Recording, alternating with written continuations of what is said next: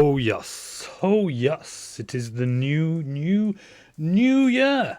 And we are here, brethren, sistren, and those who do not like to be pigeonholed. Each of you freaks, geeks, and every arse one of you totally unique. It is the new season. Oh gosh, how exciting the new season. The aftermath was very aftermathy there right at the end, but we can expect that. It's the aftermath. But the vibe is changing. We have a new year filled, packed with actual days, all of them guaranteed to have 24 hours in them. One of them only having 23 hours in them, and another one having 25. So it all balances out. In the end, and in that year, we will have five brand new seasons, of which we come to find that this is the start of the new season of chaos in the month that the goddess has informed me should be called Beta-Reeter, the first of Beta-Reeter. In case you're confused by what that actually even means, this is not only the first day of our season, but in some arbitrary system of assignation to generation, every baby born from this point on until the end of the generation will be Generation Beta. And Reeter, R-E-E-T-E-R, is a sort of, Midlands and North, the concept of being Reet is like, fine, okay, good. So what I'm saying is that Generation Beta is going to be okay. That's the hope of the month's vibe. So there we are. And here we are in the SWDP E-Chapel on the first day of the new season. And that means that we have stuff to do, but we cannot do that stuff until we have taken care of the first order of business, which is, of course, the disclaimer. All acts of Discordianism portrayed herein are for spiritual entertainment purposes only. No spiritual enlightenment or transcendent experience is offered or implied. Leaps of faith and logical backflips are performed by trained sophists. Do not attempt to recreate at home. Any resemblance to other religions, alive, dead, or merely untenable, is entirely coincidental. Hail Eris, and immanentize the eschaton of brands of the Discordian Society. All associated intellectual property rights, probably also wrongs, just the way they are these days. Fnord. We have the order of service, of course. So we will start the service with some seasonal thoughts. Take a look at the face of the season, for the face of the season is not the face of the goddess, and regular attendees here in the E-Chapel may recall that currently Eris is on sabbatical, although I think she will be back. I know she will be back, but we do not know exactly when. Perhaps guidance will come to us during our seasonal admin, as it were. Seasonal Tarot, which is still in beta, but I think it's going to come out of beta next time. Hopefully, all going well today, we'll stick with the format that we've got. We will have a Kwanda, and then, of course, we will not have a sacrament, for it is not Friday, and therefore we do not need one. So the Kwanda will bring the service to a close. Let us move on, and let us consider some seasonal thoughts. And what are the seasonings thinking of this time around? They are thinking, of course, of chaos, because this is the season of chaos. And as we know here at the SWDP, the beginning of a new season means that we have to embark on a new journey of spiritual discovery to find out certain important features of the next 73 days. Yes, indeed. Here we are. This is the aftermath energy. The sun setting on another year, and the vibe slowly winding down to the great party that comes at the solstice. Sounds very pagan to say that. Sounds very pagan to ascribe the feast to the solstice, but the solstice is weather, astronomy. It is not specifically tied. It happens that certain paganistic religious paths cleave to the science on this. The shortest day. There is a feast at the shortest day which makes us all feel better. Makes us all feel better about the darkness that prevails and helps us ride out the end of the aftermath vibe in comfort and having eaten many cakes and pies, which I have, and I hope you have too.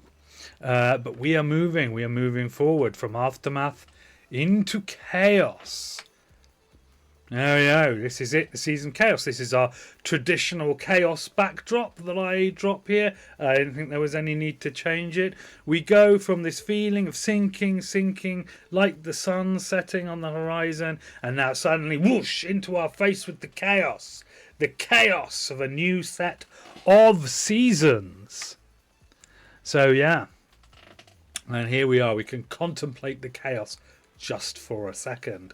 I am contemplating it. Are you? Stop contemplating it. I'll just run over these in case you can't be bothered to go back to my last seasonal service and look through it. We have 5 seasons a year. This is the first one, Chaos. This runs until March the 14th. So we will have another one of these services on March the 15th. The Ides of March is when the season of Discord begins. I should have fixed this slide by now.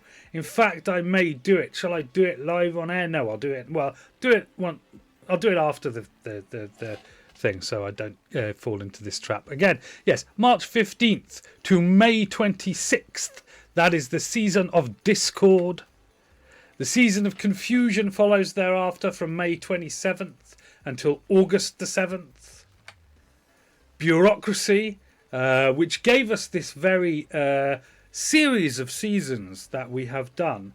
The first one was some way through August, towards the end of the summer last year. So August 8th to October 19th, that is the season of Bureaucracy. And then, of course, we had services throughout Aftermath last year from October 20th to December 31st, where the energies finally wind right the way down. So what does it all mean? Well, it means that the year is divided into 5 sections, which I am choosing to call seasons. And here at the SWTP, I guess each season has its own vibe. So we'll expect an energy to come with us into the season and to manifest itself. And then we will find out what the season is all about. Oh yeah, and of course, if we have a February 29th in the day, that does not fall inside any season. It is St. Tibb's Day. What does it mean? Well, if we have a St. Tibb's Day, I will work it out. But I don't believe that this is a leap year, so we don't need to worry about it right now. Now, of course, the first thing that we must do in the season is to roll some dice. And the first dice roll, there will be 5 die rolls in total. And the first die roll is to determine when the Saints' Day will fall in the month. I will, of course, need my trusty Principia because that has the primer. So I'll be able to tell which day of the season is sort of coincides with the Saints' Day. So without further ado, I love that phrase. Some people hate it. I like it. Without further ado, let us do the main roll and find out when we will have a Saints' Day. We will have a Saints' Day on the 14th day of the season. It's an early one this year. Okay, so 14th day of the season will obviously be the 14th of January. So there we go.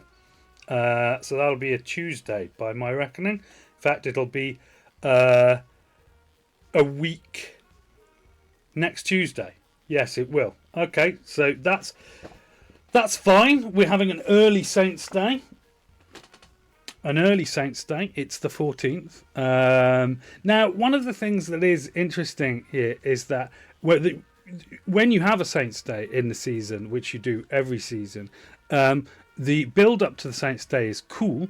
Yeah, it's a little thing to get a little bit excited about, leaven a little joy into our Discordian lives. But then once it's passed, obviously the rules are that we forget all about that saint and their Saints' Day, and we don't talk about it again till the Saints' Day thing until the next season. So that's somewhat of a bummer when you're only 2 weeks into the season and you're already having a Saints' Day. But them's are the rules.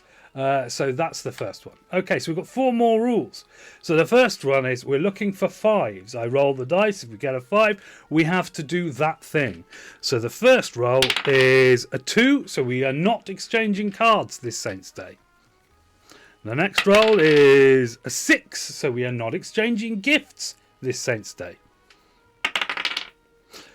Special food again. Last Saints Day we had special food.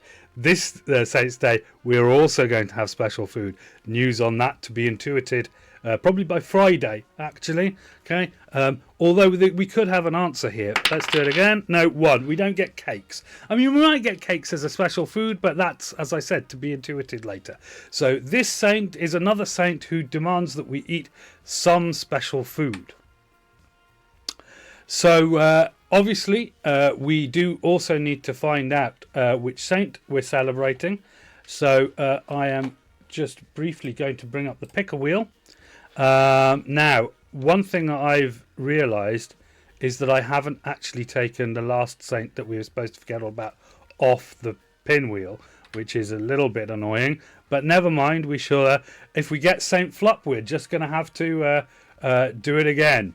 I should prepare more thoroughly in future. But the chances are we won't get Saint Flup twice in a row. So let's just see and concentrate on what we are going to get. The wheel is spinning.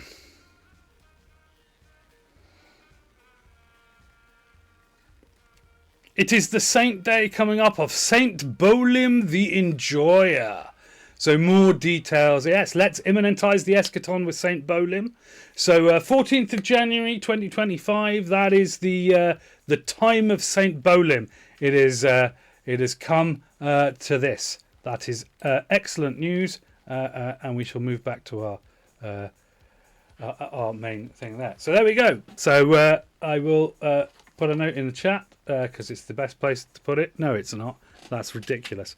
I put a note over here on a handy notepad that won't just disappear at the end of the service. Okay, so 14th Jan, the day of Saint Bolim the Enjoyer. So there we go. That's coming up. I haven't got any more information. We only just found out that Saint Bolim even exists. So what we know is that on the 14th of January, it will be our duty to eat some special food in celebration of Saint Bolim the Enjoyer. And so that is what we know. So yeah, let's move on. Anyway, yes, things that you could do to mark any Saints Day occasion. Some memes, although we won't really have time for memes with it only being on the 14th. Stuff posting. I should probably put the inverted commas onto the slide, but there we are. So you can do that with the memes that you have generated, of course. Snacks are always good. Some kind of pointless game, that might be nice. And of course, we could also enslave a plant. So yeah, that is something that does happen from holiday to holiday. I think with this shortness of the date, I think that the probable outcome is going to be maybe some snacks. In fact, might be the food that we enjoy. Might roll it all into one. I mean, it'll be here and it'll be gone. But that is what has been determined by Chaos for this season of Chaos. And so, chaotically, we shall be enjoying on the 14th of January. More details to follow, almost inevitably, on the Friday service. Okay, so hail to Eris. Let us celebrate her saint in the traditional fashion. We do it on a day, and then once the day is past, we don't think about it ever again.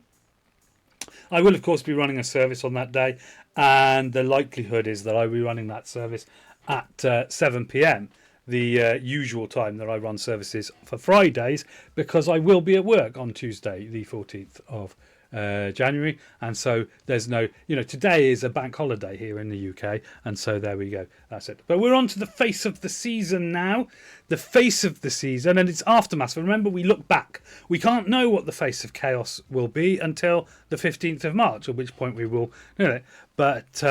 But we do know, we've just had Aftermath.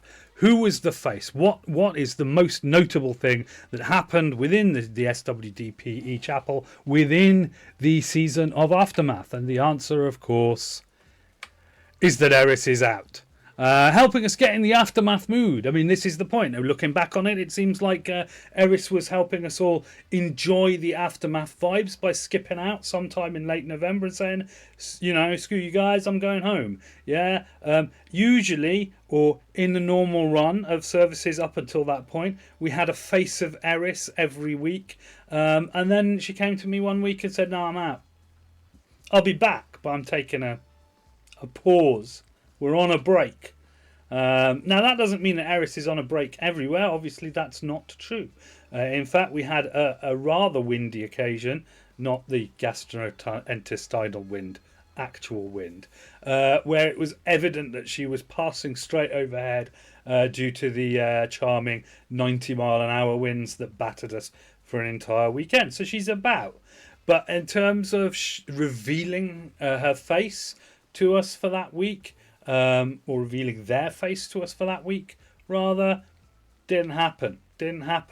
Hasn't happened the whole of the rest of Aftermath. But when we come to think about it, that's the mood of Aftermath. Aftermath is the time when everything slowly shuts down and the energy comes to an absolute dead stop until we have to actually perform spiritual percussive maintenance at midnight on the 31st of December to get Chaos up and running. And oh my gosh, were the fireworks in London last night chaotic. If you want to go and look at a video of them, last year they had a fairly well organised London display which had a sort of a narrative, and this one was just like a massive, like 20-minute long super mashup with no rhyme or reason, and just things going bang for 20 minutes straight with no kind of order or purpose. It was immensely chaotic, so good thing to catch up on. So the point is that everyone needs a holiday, and it must be weird being a god, because you can take a holiday and actually not be on holiday both at the same time, because she definitely skipped out on us here at the E-Chapel, but she must have been doing stuff, they must have been doing stuff elsewhere. The only god whose pronouns are she, they, he. She, they, he, them, whatever you want, really. It's Eris. It's chaos, people. It's chaos. I think Eris prefers the female because it annoys, you know, the kind of people who invented the phrase the MCU. They're annoyed that the most important deity in the universe is a woman, and so a woman they are. But if the time came when actually that was quite fitting and proper, imagine that Eris will become male at that point, but female for the purposes of irritating people. An excellent guide, but currently absent from the E-Chapel, but will be back no doubt sometime in this season. Watch out for that. And it does demonstrate that absence is as powerful as presence. You know, we've had a series of services where we've just skipped that entirely. I've had to note it that she has left a void in the service. There was a regular feature, it's not there, and until the vibe comes back, it won't be there, but it is felt even by the fact that it is not there. And also allows me to reference that song. Don't bother trying to find her. She's not there. Let me tell you about the way she looked, about her something, the colour of her hair. Her voice was clear and bright, and that's something. But she's not there. That song, yeah, good, excellent. Go and listen to that song. Not my cover of it. That was rubbish. But whatever you need to do. I've just realised I haven't put 23 on for this service. Now that is debatable whether we need a 23 in this service. I'd say we always need a 23, but it's too late now. I don't think we're going to have another 23 from here. I should really have done it. I didn't do it. Never mind. Friday is where 23 lives. And also here now. In fact, this is the 23rd minute of the stream, even including all of that business at the beginning where I just, you know, had the little thing running up at the beginning. So we are sort of in 23, just by the minutes of the service that have passed. And that is, again, I guess this is even more. The absence of the 23 frame is showing you, you know, the way that things are. So there we are. Okay, so that was 23, present by its absence. Why did I put sit down? Oh yeah, have a sit down. Well, that was the key of Aftermath. I did feel more than any other time, and maybe because we were tuned, or I was tuned at least to the vibe, that the sitting downingness of the end of Aftermath was particularly. You could feel it. This electric atmosphere of sit down and have a pie. You know, is really, really in there. And then the other part, of course, is let it go while you sat down. Let it all go, which I have endeavoured to do. But now, of course, that's the thing. When you run an energy right the way down, getting it started again feels like it's, you know, once you sit down, is it hard to stand up? Well, it is for me. I've got ADHD. The little sit down is, of course, the natural enemy of productivity in the person who has ADHD. But weirdly, was it New Year's Eve? Yeah, I did do some stuff on New Year's Eve to prepare for things. For example, I prepared this slide deck for this service, so that was a thing that happened. And I did some other stuff. So I was mindful that Aftermath couldn't go on forever, and indeed we are now past it, and into a new vibe. And what does this vibe hold? Well, all we can say for certain, due to the mechanics of reflective tarot, which I am only ever pushing into service for a week at a time, to ask a single reading to do 73 days worth of vibe, it's not going to happen, is it? Well, I'm saying it's not going to happen, but it might. But I have, as usual, pre-shuffled and cut, so that we have the appropriate. You'll notice from the back of the card I'm not using the weekly deck. No, and there's a reason for that. If you remember the last seasonal service, which you probably don't, but we need a traditional Rider-Waite-Smith deck for this, but the energies are still more or less the same. I have the card here in my hand. I have not looked at it yet. You have not looked at it yet. But it is more than a card by itself, for there is a wrinkle to the seasonal draw. But let's find out what's the keystone of our wrinkled reading. The keystone is the Knight of Swords. Well now, there's a thing. Okay, so let's take a look at this chap. Okay, so the Knight of Swords. Now, of course, the Knight of Swords in this case is doing a dual job. Swords, I think, are at the back. Yeah, there we go. He's right at the back of the deck. Okay, so we have here another tarot deck, which I keep ordered in order because we hold up. It makes a little story, you see. Have I got those the right way around? No, I've got those the wrong way around. There we go. Yeah, okay. So this deck here is... No, sorry. This deck here is the before deck, and this is the now deck. So in the before deck, the Knight of Swords. Now, just to bring us to the beginning of this story, the Knights obviously represent, or for me, or in the reflective tarot verse, they reflect an energy of acting outwardly, doing a thing, verbiage,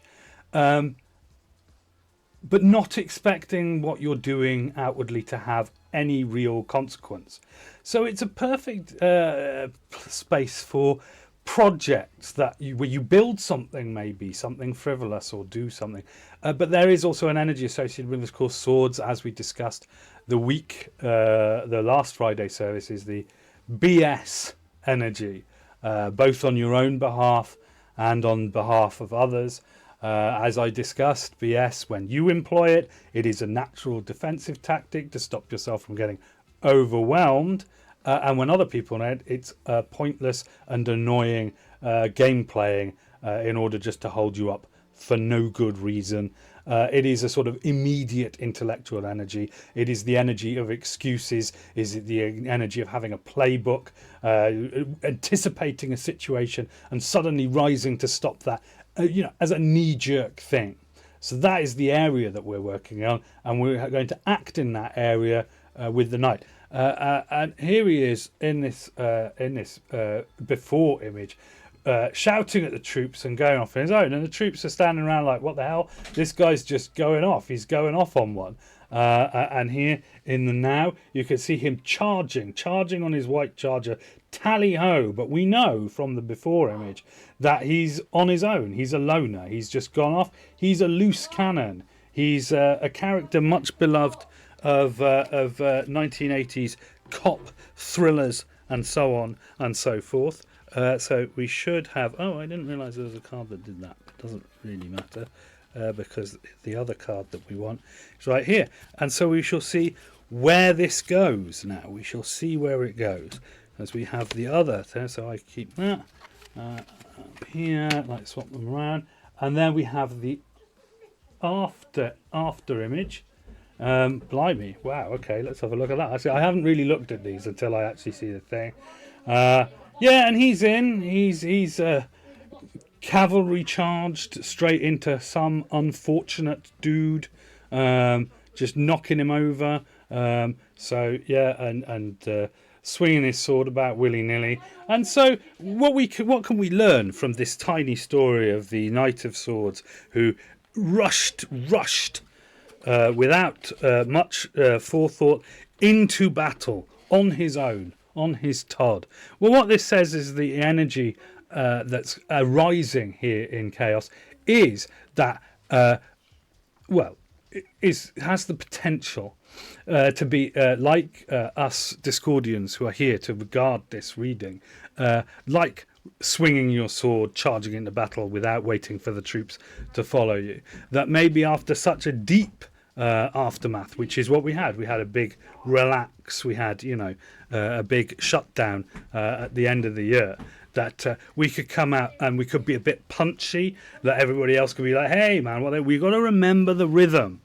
We've got to remember the rhythm, and the rhythm is set not by just ourselves and how we feel and what we want to do when we go and do something, but by those around us. Life in these contexts where we move out of our home space is a team sport. In fact, home life is also a team sport.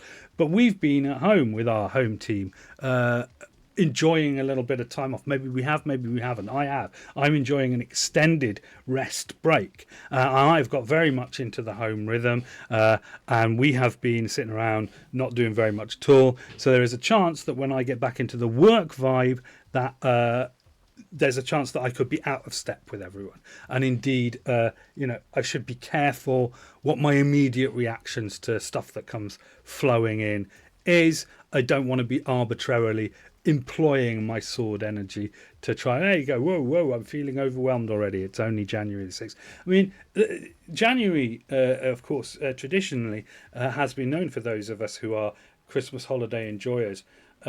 Has been a little bit of a renowned as a long month because here's the 1st, and then you've got a long way to go. You've had pay on the 20th. I haven't really noticed that, to be honest. I tend to shuffle money around to make sure that it feels like I got paid yesterday on the 31st, but other people don't. But the point is, it can feel like January can feel like a long month, but I would challenge January to feel like a long month when I've got 2 more days off, then a weekend, and then the first day of actual January that I'm going to encounter is the 6th, by which time we're kind of a week away from being halfway through the month. Then we're going to have a Saints' Day, and then we've got 2 more weeks, and then we're out of January and into February, which is the shortest month. In other words, we are going to be deep in. Again, a warning maybe to think about commitments that we might make in the first 2 months of the year, because it's going to go, and it's going to go pretty quick.